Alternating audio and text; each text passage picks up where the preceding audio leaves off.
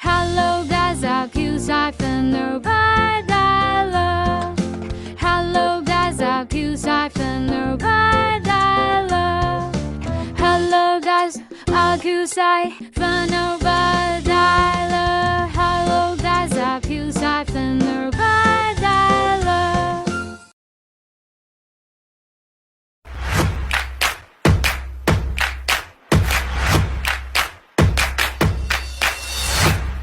Ini adalah jawaban tugas PPG. Yang pertama ini tuliskan gagasan atau pendapat Anda berdasarkan hasil analisis 4 kompetensi guru untuk menentukan kriteria guru yang profesional. Nah, sebelumnya dalam Undang-Undang Republik Indonesia nomor 14 tahun 2005 pasal 8. Nah, jadi kompetensi guru itu meliputi kepribadian, kompetensi pedagogi, terus ada kompetensi sosial, dan sama ada kompetensi profesional yang didapatkan jika mengikuti pendidikan profesional atau PPG. Nah, jadi yang pertama itu ada kompetensi kepribadian. Nah, kompetensi kepribadian ini, jadi kompetensi guru yang pertama itu kemampuan personalnya ya, yang dapat mencerminkan kepribadian seseorang yang dewasa, terus arif, berwibawa, mantap, stabil, berakhlak mulia, serta dapat menjadi teladan yang baik bagi peserta didik. Nah, jadi kompetensi kepribadian juga ada beberapa bagian. Nah, yang pertama ini kepribadian yang stabil dan mantap. Terus jadi kepribadian stabil yang mantap ini, jadi seorang guru itu harus bertindak nih sesuai dengan norma-norma sosial yang berlaku di masyarakat. Terus jadi di dalam diri dia itu ada rasa bangga menjadi seorang guru, terus serta konsisten dalam bertindak sesuai dengan norma yang berlaku. Terus selanjutnya ada kepribadian dewasa. Nah, jadi kepribadian dewasa ini seorang guru harus menampilkan sifat mandiri dalam melakukan tindakan sebagai seorang pendidik atau memiliki etos kerja yang tinggi sebagai guru. Terus selanjutnya itu ada kepribadian arif. Nah, kepribadian yang arif itu seseorang pendidik harus menampilkan tindakan berdasarkan manfaat bagi seorang pendidik, sekolah, dan juga masyarakat, serta menunjukkan nih keterbukaan dalam berpikir dan melakukan tindakan. Selanjutnya itu ada kepribadian yang berwibawa. Jadi kepribadian yang berwibawa itu seorang guru itu harus nih punya perilaku yang dapat memberikan pengaruh positif dan disegani oleh peserta didik. Nah, gimana caranya nih? Kita sebagai guru itu harus mempunyai perilaku yang dapat memberikan pengaruh positif kepada murid-murid kita, dan juga gimana caranya kita disegani sama murid-murid kita. Terus yang terakhir itu memiliki akhlak yang mulia dan menjadi teladan. Jadi seorang guru itu harus bertindak sesuai dengan norma yang berlaku. Jadi norma yang berlaku itu ada iman dan takwa, jujur, ikhlas, dan suka menolong, dan dapat juga diteladani oleh peserta didik. Nah, lalu yang kedua itu ada kompetensi pedagogik. Nah, kompetensi pedagogik itu kemampuan seorang guru dalam memahami peserta didik. Ya, jadi kompetensi pedagogik ini, guru ini memahami peserta didik. Nah, bukan memahami peserta didik aja, jadi ada perancangan dan pelaksanaan pembelajaran, terus ada pengembangan peserta didik, terus ada juga evaluasi hasil belajar dari peserta didik. Jadi pedagogik itu guru dapat memahami peserta didik dengan lebih mendalam, lalu terus melakukan rancangan pembelajaran apa saja, lalu ada melaksanakan pembelajaran juga, terus ada merancang dan mengevaluasi pembelajaran. Terus yang ketiga itu ada kompetensi sosial. Nah, kalau kompetensi sosial itu kemampuan yang dimiliki oleh seorang guru untuk berkomunikasi dan bergaul dengan yang lainnya, dengan tenaga kependidikan, dengan peserta didik, orang tua peserta didik, dan masyarakat di sekitar sekolah. Itu arti dari kompetensi sosial. Lalu yang terakhir itu ada kompetensi profesional. Nah, kompetensi profesional juga termasuk dalam gimana caranya nih kita jadi 4 dasar tadi, kompetensi wajib ya yang dimiliki oleh seorang guru. Jawaban yang kedua itu yang pertama itu ada keengganan konselor untuk berubah dan kurangnya keterampilan yang memadai dalam menghadapi era 401 ini. Jadi misalnya ini kemampuan menganalisis data untuk manfaat di masa depan, lalu ada kemampuan mengelola aplikasi berbasis internet, pelayanan kepada konseli yang lebih personal dan profesional, lalu ada pemanfaatan big data atau kecerdasan buatan dan lain-lain. Lalu yang kedua itu ada perkembangan teknologi yang berkaitan dengan software dan hardware komputer, bahasa pemrograman, lalu ada mendorong inovasi dalam bidang platform, sebagaimana platform yang ada saat ini seperti Traveloka, Shopee, Gojek, dan penyediaan platform lainnya. Oleh karena itu, konselor dapat belajar dari bidang platform. Lalu yang ketiga itu ada para konselor ini juga perlu meningkatkan kemampuan literasi yang meliputi literasi data, literasi teknologi, dan literasi manusia. Lalu yang keempat itu ada munculnya berbagai perubahan perilaku dan gaya hidup seperti PUBG atau FOMO ya, atau FOMO itu fear of missing out, jadi kecanduan game online. Terus ada juga itu ada munculnya berbagai perubahan perilaku dan gaya hidup ya, seperti PUBG atau FOMO. Terus ada yang kecanduan game online juga, ada yang kecanduan atas pujian dan pengakuan. Nah, bahkan dari yang tadi disebutin itu juga bisa turunnya moral nih akibat perkembangan teknologi, dan perlu diantisipasi dan ditangani secara serius. Nah, karena akan berdampak pada rusaknya moral dan akhlak generasi muda. Terus yang kelima itu ada konselor juga dituntut nih menjadi lifelong learner, kreatif dan inovatif. Jadi guru BK itu penggerak, reflektif, kolaboratif, terus staf dan konselor, serta juga mampu menerapkan bimbingan dan konseling yang multikultural. Nah, terus yang keenam itu ada lembaga pendidikan konselor atau jurusan BK juga harus nih membentuk calon konselor yang memiliki kecangkupan. Diantaranya itu ada flexibility, terus ada adaptability, terus ada productivity dan accountability, terus ada social and cross cultural skills, serta inovatif dan self direction. Selanjutnya itu ada peluang. Tadi kan tantangan, sekarang peluang. Jadi ada nih peluang yang didapat dimanfaatkan untuk perkembangan profesi BK. Nah, antara lain itu yang pertama itu ada meningkatkan kualitas diri dan kemampuan diri, serta memanfaatkan berbagai perkembangan teknologi informasi untuk mendukung kemajuan profesi BK. Nah, itu yang pertama. Kalau yang kedua itu akses informasi yang semakin mudah dan bervariasi.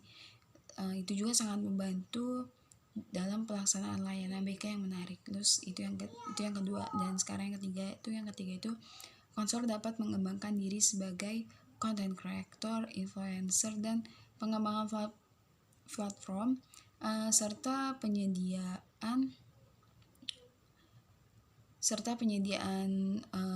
hosting dalam pengembangan profesi bimbingan dan konseling. Lalu yang keempat itu adanya peluang yang sangat besar memanfaatkan media online ini, berbagai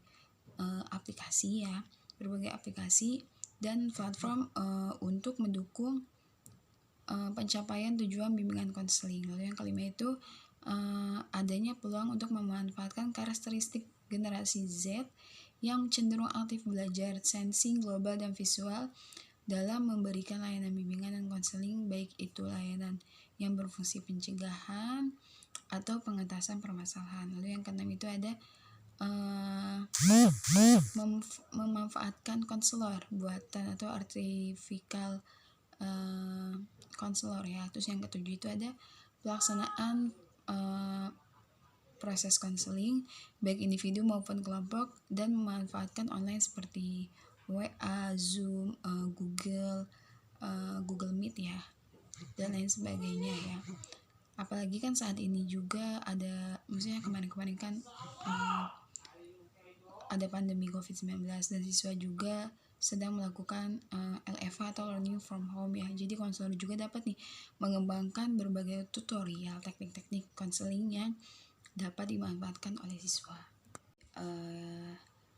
Apa yang dimaksud dengan penilaian kinerja guru itu?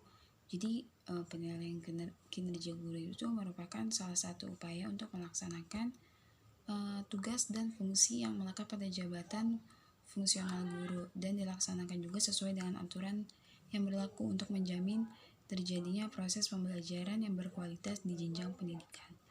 Nah, apa saja sih yang menjadi dasar PKG ini? Yang pertama itu ada objektif, lalu ada adil, ada akuntabel, ada transparan, ada partisipatif, ada terukur, ada komitmen, dan ada berkelanjutan. Nah, terus apa? Jadi yang dinilai dalam penilaian kinerja guru itu dari aspek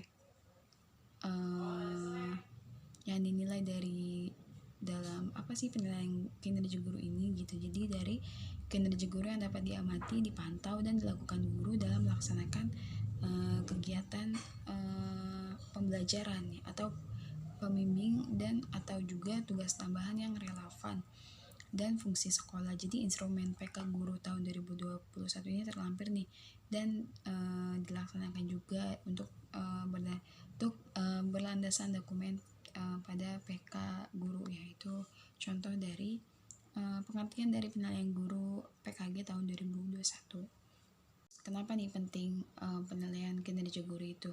Karena PKG adalah penilaian dari tiap butir kegiatan tugas utama guru dalam rangka pembinaan karir, kepangkatan, terus ada juga jabatan. Nah, dalam penilaian ada pun persyaratan dalam sistem PK guru. Yang pertama itu ada valid, terus ada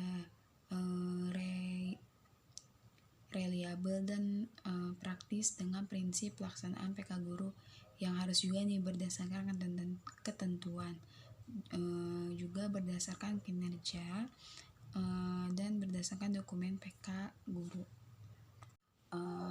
Nomor 4 ya, bagaimana nih peranan kode etik guru ini dalam pendidikan.